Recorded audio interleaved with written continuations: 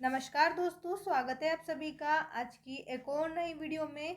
उम्मीद है आप सभी अपनी वार्षिक परीक्षा की तैयारी बेहद अच्छे से कर रहे हैं। जैसा कि आपको पता है, आपकी वार्षिक परीक्षा जो है अब वो बेहद करीब आ चुकी है। आज की इस वीडियो में मैं आपको कक्षा 8वीं विषय सामाजिक विज्ञान का पेपर बताने वाली हूँ।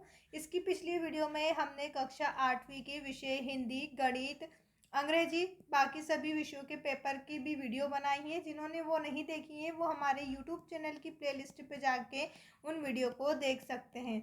आज की इस वीडियो में मैं आपको कक्षा 8वीं सामाजिक विज्ञान का पूरा पेपर बताने वाली हूँ। इस वीडियो के माध्यम से हम देखेंगे कि सामाजिक विज्ञान में आपसे किस तरीके के प्रश्न पूछे जाएंगे और आपको उनके आंसर कैसे देना है। वीडियो को ध्यान से देखिएगा, कोई सा भी प्रश्न आपसे स्किप ना हो। तो चलिए शुरू करते हैं। राज्य शिक्षा केंद्र मध्य प्रदेश भोपाल वार्षिक परीक्षा 2026 विषय सामाजिक विज्ञान कक्षा 8वीं का पेपर है।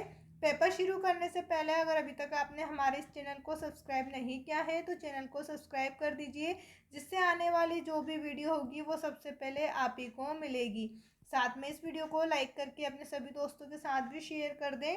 यहाँ पर हम पेपर की बात करें तो सामाजिक विज्ञान पेपर में सबसे पहले आपसे बहुविकल्पी प्रश्न पूछे जाएंगे। प्रश्न नंबर 1 के भारतीय संविधान के अनुच्छेद 17 के अनुसार उन्मूलन क्या गया है। ऑप्शन ए अस्पृश्यता, जल विवाद, भाषी विवाद या फिर जातीयता। यहाँ पर आपको जल विवाद पर टिक करना है। ऑप्शन बी आपका सही उत्तर रहेगा। इसके बाद है प्रश्न नंबर 2, संथाल विद्रोह सन में हुआ था। आपसे पूछा है संथाल विद्रोह कौन से सन में हुआ। ऑप्शन ए 1831 ईस्वी, 1855 ईस्वी, 1910 ईस्वी या फिर 1940 ईस्वी। तो यहाँ पर आपको 1855 ईस्वी पर टिक करना है। संथाल विद्रोह जो है 1855 की ईस्वी में हुआ था। इसके बाद है नंबर 3, देश का शासन चलाने हेतु आवश्यक नियमों का संग्रह कहलाता है। ऑप्शन ए साहित्यिक ग्रंथ, संविधान, ऐतिहासिक दस्तावेज या फिर संग्रहालय। यहाँ पर आपको साहित्यिक ग्रंथ पर टिक करना है। ऑप्शन ए आपका सही उत्तर रहेगा। अगला प्रश्न है नंबर 4, धर्मनिरपेक्ष शब्द भारतीय संविधान की प्रस्तावना में कब जोड़ा गया। 1976, 1975, 1980 या फिर 1982। यहाँ पर आपको 1976 पर टिक करना है। धर्मनिरपेक्ष शब्द जो है भारतीय संविधान की प्रस्तावना में 1976 में जोड़ा गया था। इसके बाद अगला प्रश्न है नंबर 5, निम्न में से कौन सा राष्ट्र धर्म निरपेक्ष है। ऑप्शन ए पाकिस्तान, चीन, भारत, ओमान। यहाँ पर आपको ऑप्शन सी भारत पर टिक कर देना है। निम्न में से कौन सा राष्ट्र धर्मनिरपेक्ष है, तो यहाँ आपको ऑप्शन सी पर टिक करना है, भारत पर। इसके बाद है अगला प्रश्न रिक्त स्थान। यहाँ पर हमने अभी बहुविकल्पी प्रश्न किए। यहाँ पर पूरे आपसे 5 प्रश्न एक एक नंबर में पूछे जाएंगे। इसी के साथ यहाँ आपसे 6 से लेकर 10 तक रिक्त स्थान पूछे जाएंगे। हर एक रिक्त स्थान में आपको 1 नंबर दिया जाएगा। प्रश्न नंबर 6 है, लाल डलहौजी के शासनकाल में नीति चलाई। लाल डलहौजी के शासनकाल में कौन सी नीति चलाई थी। विलय नीति चलाई थी। कौन सी नीति थी। विलय नीति थी, जिसमें दूसरे राज्य को अपने राज्य में मिला लेना था। उनका मुख्य उद्देश्य क्या था, दूसरे राज्य को अपने राज्य में मिला लेना। इसके बाद है नंबर 7, संयुक्त राज्य अमेरिका में सरकारी स्कूलों में ज़्यादातर बच्चे सुबह सबसे पहले की शपथ लेते थे। किस चीज़ की शपथ लेते थे, वफादारी की। यहाँ पर आपको लिखना है वफादारी की शपथ लेते थे। इसके बाद है नंबर 8, लोकतंत्र में लोग प्रत्यक्ष रूप से भागीदारी नहीं करते बल्कि चुनते हैं। यहाँ पर आपको लिखना है प्रतिनिधि चुनते हैं। इसके बाद है नंबर 9, जन सुविधाओं का संबंध हमारी ज़रूरतों से होता है। उत्तर में आपको लिखना है मूलभूत जन सुविधाओं का संबंध हमारी मूलभूत जरूरतों से होता है। प्रश्न नंबर 10 है, सीएनजी का पूरा नाम। यहाँ पर आपको लिखना है कंप्रेस्ड नेचुरल गैस। सीएनजी का पूरा नाम है कंप्रेस्ड नेचुरल गैस। अब इसके बाद है अति लघु उत्तरीय प्रश्न। यहाँ पर आपसे पाठ के प्रश्न उत्तर पूछे जाएंगे। 11 से लेकर यहाँ 16 तक आपसे टोटल 6 प्रश्न पूछे जाएंगे। हर एक प्रश्न में आपको 2 अंक दिया जाएगा। सभी प्रश्नों के पीछे यहाँ पर आपको अंक दिए जाएंगे। प्रश्न है नंबर 11 पर, प्लासी का युद्ध कब और किसके मध्य लड़ा गया। उत्तर में आपको लिखना है प्लासी का युद्ध 23 जून 1757 को बंगाल के नवाब सिरोजुद्दौला और British east India company Robert Clive के नेतृत्व के बीच लड़ा गया। यह युद्ध कब हुआ था? आपको याद रखना है, पहला 23 जून को हुआ था। किसके बीच हुआ था? तो बंगाल के नवाब सिराजुद्दौला और ब्रिटिश ईस्ट इंडिया, इन दोनों के बीच में यह युद्ध हुआ था। इसके बाद ही अगला प्रश्न नंबर 12, दीकू कौन थे? आदिवासी इनसे क्यों नफरत करते थे? उत्तर में आपको लिखना है, दीकू बाहरी लोग जैसे व्यापारी, महाजन और अंग्रेज अधिकारी को कहा जाता था। आदिवासी इनसे नफरत करते थे। दीकू कौन थे? व्यापारी, भाई जो भी व्यापार करता है, जैसे कपड़े का, मसालों का, किसी भी चीज का जो व्यापार करता है, व्यापारी, महाजन, महान लोग जो लोग रहते थे, और साथ में अंग्रेज, इन तीनों लोगों को क्या कहा जाता था? दीकू कहा जाता था। और आदिवासी इनसे क्या करते थे? नफरत करते थे। क्यों करते थे? तो वे आदिवासियों को कर्ज के जाल में फंसाकर उनकी जमीन छीन रहे थे। ये व्यापारी, महाजन और अंग्रेज क्या करते थे? आदिवासियों को अपने झांसे में फंसाते और उनकी जमीन को छीन लेते थे। नंबर 2, वे आदिवासियों की पारंपरिक जीवन शैली और संस्कृति को नष्ट कर रहे थे। पहला क्या कर रहे थे ये लोग पहले तो उनकी जमीनों को छीन लेते और फिर क्या करते, उनकी जो पारंपरिक जीवन शैली है उसे भी नष्ट कर रहे थे। यहाँ पर आपको 2-3 बातें याद रखना है।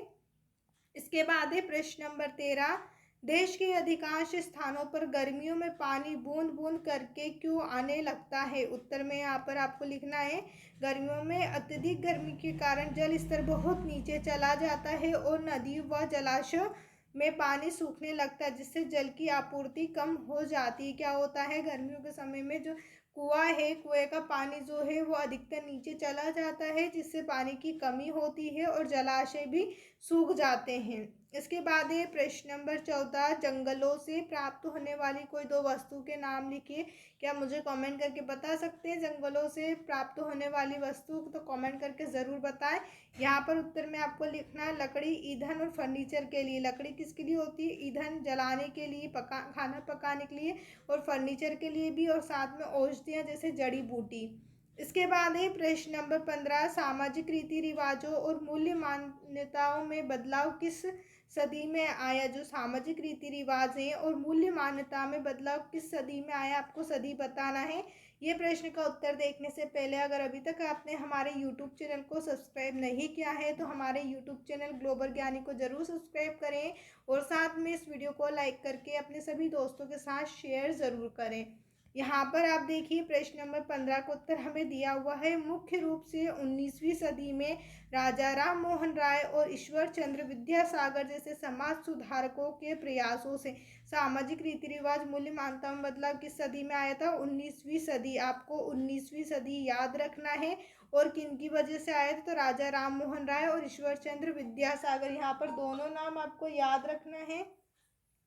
इसके बाद है प्रश्न नंबर 16, सिर पर मेला उठाने की प्रथा को समाप्त करने के लिए कौन सा एक्ट पारित किया गया? उत्तर में आपको लिखना है, इसके लिए मेला ढोने वालों के नियोजन का प्रतिषेध और उनका पुनर्वास अधिनियम 2013 पारित किया गया। यहाँ पर आपको नियम याद रखना है, 2013।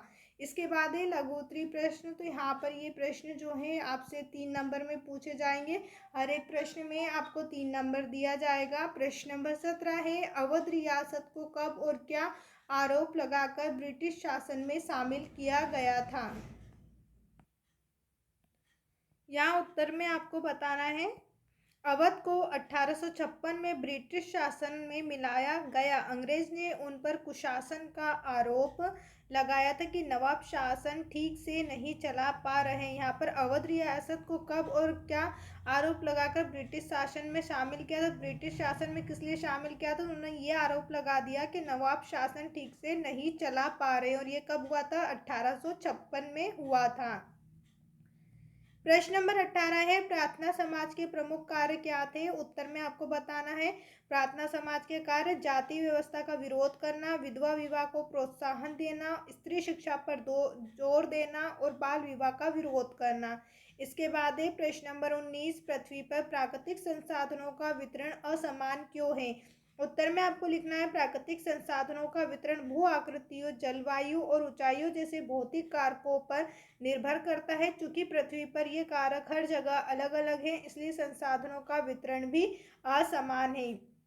इसके बाद है प्रश्न नंबर 20, हाथ से बने वस्त्र मशीन से बने वस्त्रों की अपेक्षा महंगे होते हैं, कोई दो कारण लिखिए। हाथ से बने जो वस्त्र होते हैं वो मशीन से बने वस्त्रों की अपेक्षा कैसे होते हैं, महंगे होते हैं। हाथ के वस्त्र कैसे होते हैं, महंगे होते हैं। तो यहाँ महंगे क्यों होते हैं ये आपसे पूछा गया है। उत्तर में आपको लिखना है, हाथ से वस्त्र बनाने में समय और मेहनत श्रम अधिक लगती है। जब हाथ से वस्त्र बनाते हैं तो उसमें हमारा समय भी लगता है और मेहनत भी लगती है, लेकिन मशीन में कम समय में बहुत अधिक मात्रा में उत्पाद करती है, जिससे उसकी लागत कम हो जाती है। इसके बाद है प्रश्न नंबर 21, आर्थिक कारक किस प्रकार जनसंख्या वितरण को प्रभावित करता है। उत्तर में आपको लिखना है, औद्योगिक क्षेत्र और रोजगार के अवसर लोगों को आकर्षित करते हैं। जहां काम के अवसर, अच्छे वेतन और बाजार की सुविधा होती है, जैसे मुंबई या दिल्ली, वहाँ जनसंख्या का घनत्व अधिक होता है। इसके बाद है प्रश्न नंबर 22, मजदूर यूनियन संगठन मजदूरों के लिए क्यों आवश्यक है। उत्तर में आपको लिखना है, सामूहिक रूप से अपनी मांगे जैसे वेतन वृद्धि को रखने के लिए। मजदूर यूनियन जो संगठन होता है वो मजदूरों के लिए क्यों आवश्यक है, तो यहाँ पर सामूहिक रूप से उनकी मांगों की पूर्ति करने के लिए, शोषण के खिलाफ सुरक्षा पाने के लिए और कार्यस्थल पर बेहतर सुविधाएं और सुरक्षा सुनिश्चित करने के लिए। इसके बाद है दीर्घोत्तरी प्रश्न। यहाँ पर दीर्घोत्तरी प्रश्न में आपको 5 नंबर दिए जाएंगे, हर एक प्रश्न में आपको 5 अंक मिलेगा। प्रश्न नंबर 23 है, अंग्रेजों ने भारत में व्यावसायिक फसलों के उत्पादन के लिए जोर क्यों दिया, इसका भारतीय किसानों पर क्या प्रभाव पड़ा। उत्तर में आपको लिखना है, अंग्रेजों को अपने उद्योग के लिए कच्चा माल चाहिए था, जिससे उन्हें अधिक मुनाफा होता था। प्रभाव, किसानों को उनकी खाद्य फसलों के बजाय नकदी फसलें उगाने पर मजबूर किया गया, जिससे भारत में अकाल की स्थिति पैदा हो गई और किसान कर्ज में डूब गया। इसके बाद है प्रश्न नंबर 24, मृदा संरक्षण के कोई 4 उपाय बताइए। यहाँ पर आपको मृदा संरक्षण के 4 उपाय बताना है। पहला है वनीकरण, अधिक से अधिक पेड़ लगाना चाहिए, हमें जितने ज़्यादा हो उतने अधिक पेड़ों को लगाना चाहिए। इसके बाद है सीढ़ीदार खेती, पहाड़ी ढलानों पर खेती करना ताकि मिट्टी बनी रहे। मल्चा बनाना, पौधों के बीच खाली जमीन को जैविक पदार्थों से ढकना। मेड़बंदी, खेतों के चारों ओर मेड़ बनाना ताकि वर्षा जल से मिट्टी ना कटे। इसके बाद है प्रश्न नंबर 28, प्रश्न नंबर 25 है, पिट्सबर्ग लोहा इस्पात उद्योग का वर्णन कीजिए। उत्तर में आपको लिखना है, पिट्सबर्ग संयुक्त राज्य अमेरिका यूएसए का एक महत्वपूर्ण इस्पात नगर है। इसे यहाँ कोयला आसानी से उपलब्ध है और लोहा अयस्क मिनेसोटा की खानों से आता है। ओहायो और मोनोगाहेला जैसी नदियाँ जल की आपूर्ति करती है। यहाँ का बना माल रेल और जल मार्गों द्वारा पूरे विश्व में भेजा जाता है। इसके बाद है प्रश्न नंबर 26, लोकसभा और राज्यसभा की गठन की प्रक्रिया बताइए। यहाँ पर आपको लोकसभा और राज्यसभा की गठन की प्रक्रिया बताना है। उत्तर में यहाँ पर आपको लिखना है, लोकसभा, इसमें सदस्यों का चुनाव जनता द्वारा प्रत्यक्ष मतदान से 5 वर्ष के लिए होता है। इससे अधिकतम 552 सदस्य हो सकते हैं। राज्यसभा, यहाँ पर मैंने दोनों की परिभाषा अलग लिखी, यहाँ लोकसभा की लिखी, उसके बाद राज्यसभा। राज्यसभा यहाँ एक स्थायी सदन है, इसके सदस्यों का चुनाव राज्यों की विधानसभाओं के निर्वाचित सदस्य करते हैं। इससे अधिकतम 250 सदस्य होते हैं और प्रत्येक सदस्य का कार्यालय 6 वर्ष का होता है। उम्मीद है आप सभी को हमारी ये वीडियो पसंद आई होगी। अगर अभी भी कोई डाउट है तो आप मुझे कमेंट करके पूछ सकते हैं। साथ में हमारे इस यूट्यूब चैनल को सब्सक्राइब जरूर करें और इस वीडियो को लाइक करके अपने सभी दोस्तों के साथ शेयर ज़रूर करें। साथ ही अपनी वार्षिक परीक्षा की तैयारी बेहद अच्छे से करें। मिलते हैं अपने अगले पेपर की वीडियो में। वीडियो देखने के लिए आप सभी का धन्यवाद।